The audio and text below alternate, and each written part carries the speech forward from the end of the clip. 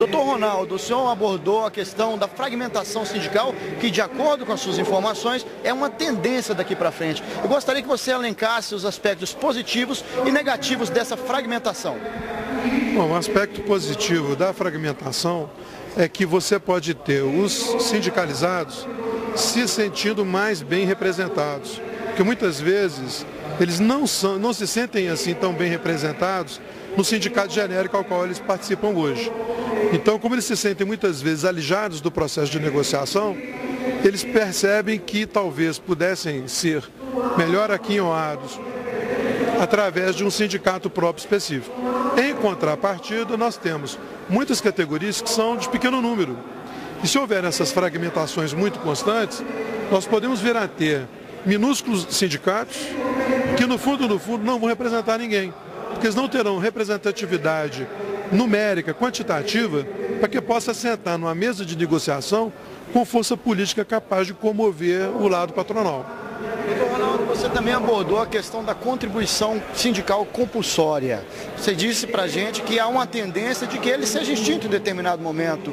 Que estratégias os sindicatos poderiam adotar para suprir a falta desse recurso?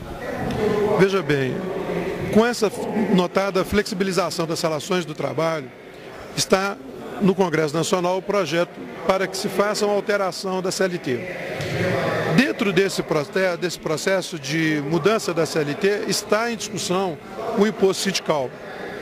O problema todo é que o imposto sindical para as grandes corporações, os grandes sindicatos, ele não interfere.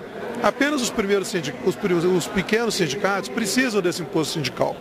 Só que, como ele é muito impositivo e ele está vinculado apenas a uma questão legal de registro, ele fica muito frágil. E hoje, a tendência toda do Ministério do Trabalho é prestigiar a representatividade. Então, a partir disso, as alternativas que os sindicatos e as demais entidades sindicais poderiam ter para suprir uma possível ausência do imposto sindical seria, por exemplo, criar nos contratos coletivos de trabalho uma contribuição para o associado em função do ganho que ele está tendo naquele momento, naquele instrumento de negociação. Isso seria fruto da própria vontade do trabalhador, do servidor, e não de uma maneira impositiva. E isso pode ser até superior ao imposto sindical que hoje é cobrado em folha de pagamento. O sindicato hoje ele tem uma atuação muito mais dinâmica, oferecem planos de saúde, oferecem uma série de garantias para o trabalhador, e através mesmo desses planos se pode cobrar uma contrapartida da empresa, ao invés de cobrar até do próprio trabalhador. Nós vemos hoje alguns sindicatos e federações, aqui em Minas Gerais, por exemplo, que possuem planos de saúde custeados por disposição de convenção coletiva de trabalho, uma pequena parte pelo sindicato, outra pequena parte pelo trabalhador e uma contrapartida do empregador.